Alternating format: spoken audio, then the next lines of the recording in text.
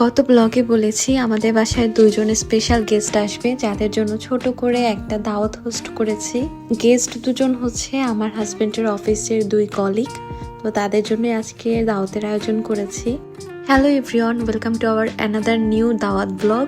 তো আজকের ব্লগটা সকাল থেকে শুরু করছি। আর সকালবেলা উঠে প্রথমে আমি এখানে মুরগির মাংসটা মেরিনেট করে নিচ্ছিলাম, কারণ আজকে হচ্ছে আমি হাতে মেখে মুরগির মাংস রান্না করব। তো এর আগের একটা ব্লগে কিন্তু আমি হাতে মাখা মুরগির মাংসের রেসিপিটা শেয়ার করেছি, যদিও সেটা কড়াই চিকেন ছিল। তো ওই প্রসেসেই আমি আজকে রান্না করব, শুধুমাত্র একটু ঝোল আর আলুটা অ্যাড করব।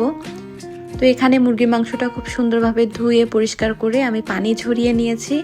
তারপর মুরগির মাংস রান্না করার জন্য যেসব মশলাগুলো লাগে সেগুলো দিয়ে দিচ্ছিলাম পরিমাণ মতো।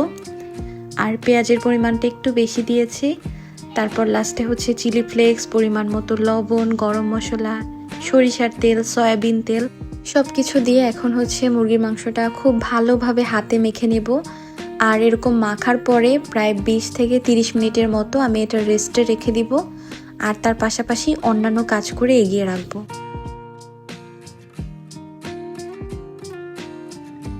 তো এরপর আমি চুলায় দুইটা কড়াই বসিয়ে দিলাম। একটাতে হচ্ছে ডাল সিদ্ধ করতে দিয়েছি, কারণ আমাদের একজন গেস্ট হচ্ছে ডাল খাওয়ার জন্য বলেছিল।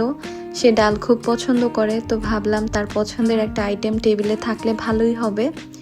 তো এরপর হচ্ছে আমি সেমাই রান্না করব। আর সেমাই রান্নাতে যেহেতু একটু বাদাম, কিশমিশ এগুলো দিলে খেতে ভালো লাগে, তো যার জন্য আমার হাজব্যান্ডকে বলছিলাম যে এগুলো তুমি একটু কাট করে দাও। আর ওইদিকে হচ্ছে আমি এখন সেমাইটা খুব ভালোভাবে ঘিয়ের মধ্যে ভেজে নেব। যদি ওটা লাচ্ছা সেমাই ভাজাই থাকে, তারপরও এটা একটু রাজকীয় ফ্লেভার আনার জন্য আমি এক্সট্রা করে একটু ঘি দিয়ে সেমাইটা আর হচ্ছে বাদাম, কিশমিশ সব কিছু দিয়ে খুব ভালোভাবে ভেজে নিচ্ছিলাম। চুলার আঁচটা একদম মিডিয়ামে রেখে এই কাজটা করতে হবে, যাতে করে সেমাইটা বেশি ভাজা না হয়ে যায়।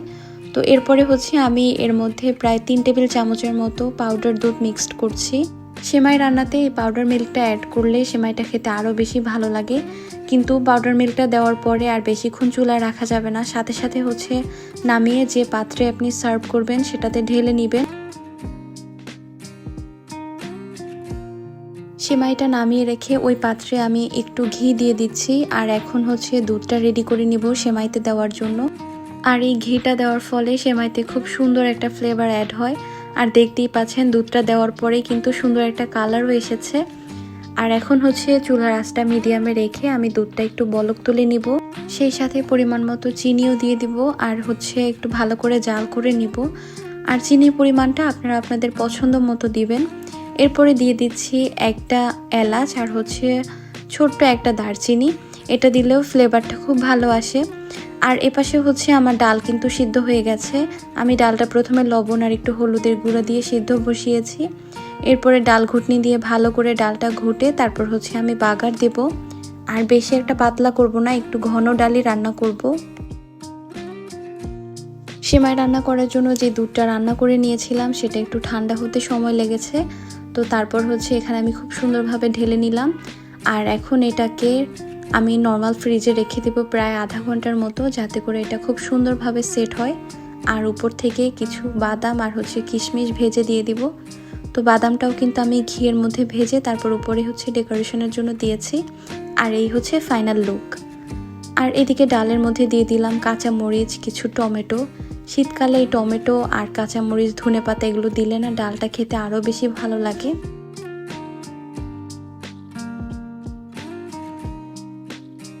সেমাই রান্নার পরে যেহেতু একটা চুলা খালি হয়ে গেছে, তো ভাবলাম এখন মুরগির মাংসটা বসিয়ে দিই। আর মুরগির মাংসটা কিন্তু 30 মিনিটের মতো রেস্টে ছিল। আর মুরগির মাংসটা বসানোর পরে আমি প্রায় 10 থেকে 15 মিনিট চুলার আঁচটা একদম হাই হিটে রেখেছিলাম, যার জন্য এখন মাংস থেকে অনেকটা পানি বের হয়েছে।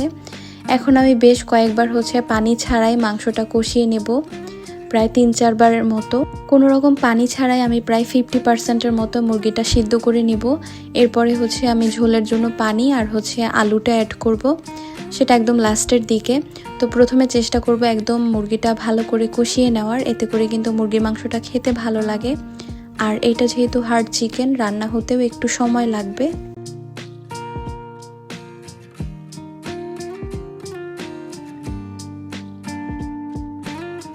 ডাল রান্নাও প্রায় শেষ, এখন হচ্ছে বাগার দিয়ে দিব। আর এখানে কড়াইতে তেল বসিয়ে তার মধ্যে কিছু পেঁয়াজ কুচি দিয়ে দিচ্ছি।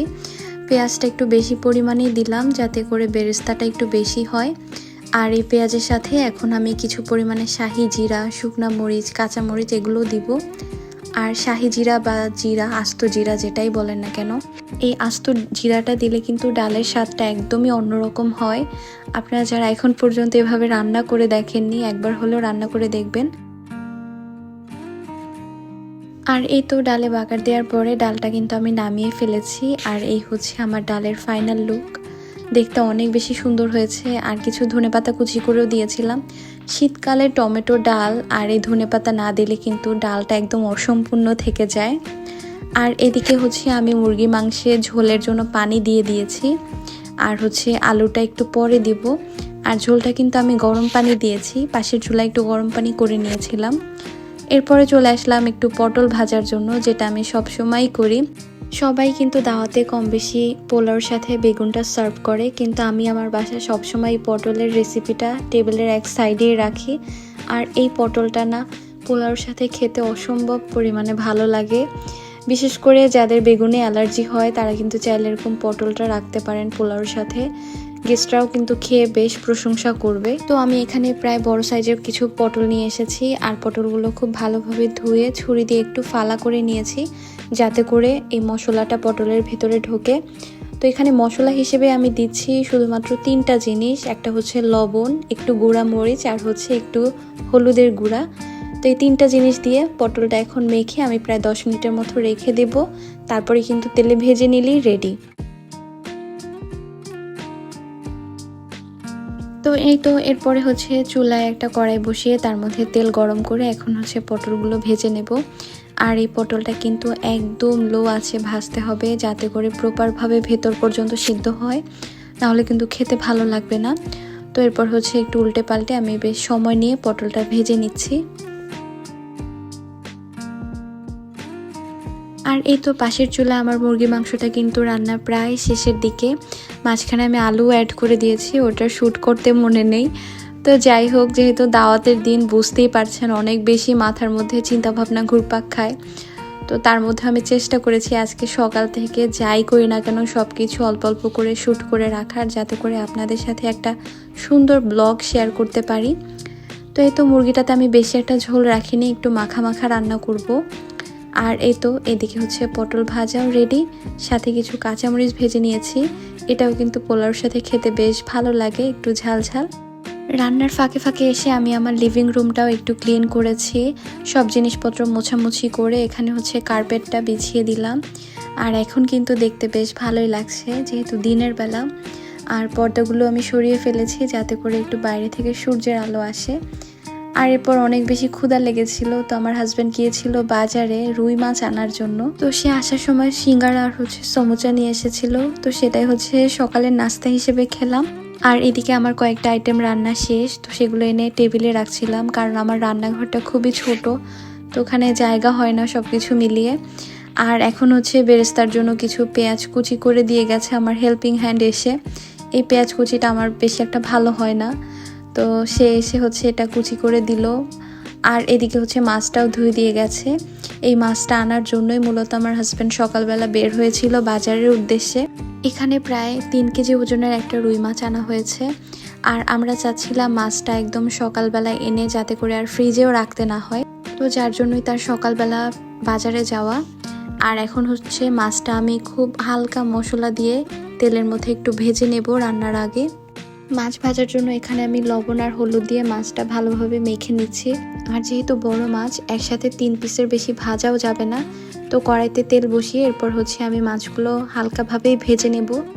আজকে রান্না করব রুই মাছ টমেটো দিয়ে রসা বা ভুনা, যে যেটাই বলেন না কেন।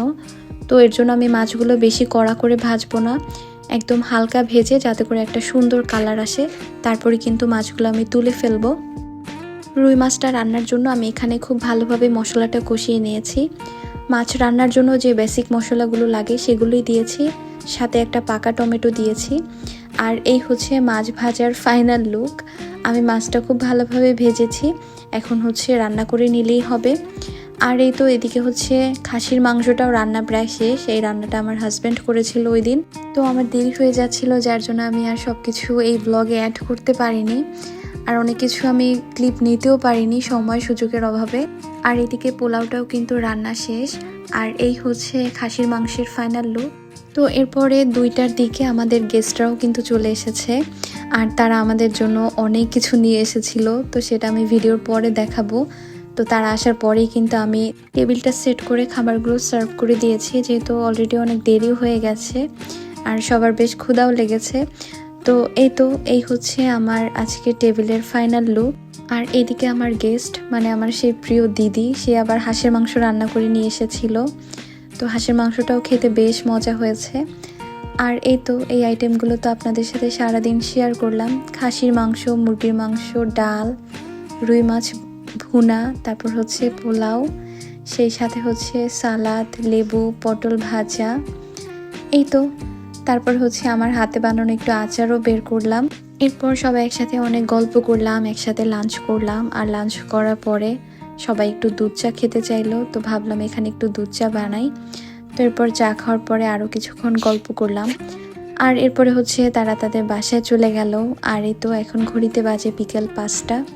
তারা যাওয়ার পরে আমি আবার সব ডিশগুলো ক্লিন করলাম। তো ভাবলাম এই কাজগুলো একবারে করেই ফেলি।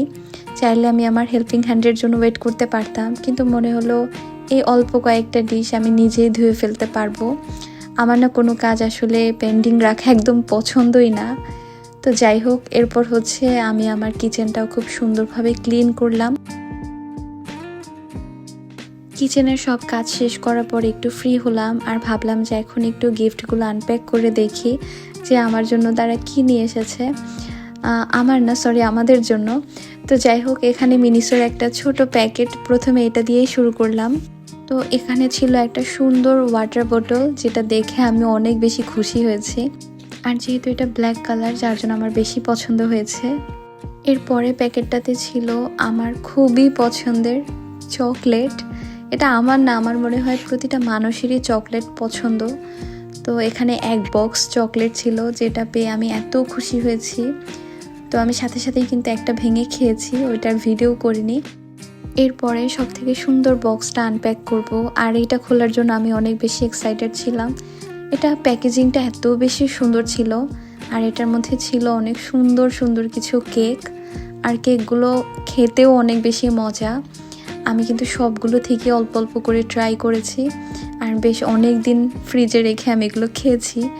বেশ ভালোই ছিল, অনেক অনেক ফ্লেভারের কেক। তো যাই হোক, এইভাবেই হচ্ছে আজকে আমাদের সারাটা দিন কাটলো। একটা সুন্দর ব্লগ আশা করি আপনাদের সাথে শেয়ার করতে পেরেছি। আজকের এই ব্লগটার কোন অংশ ভালো লাগলে অবশ্যই একটা লাইক করবেন, চাইলে একটা ছোট কমেন্ট করেও জানাতে পারেন। তো আজকের মতো ব্লগটা শেষ করছি। সবাই ভালো থাকুন, সুস্থ থাকুন। Have a good day.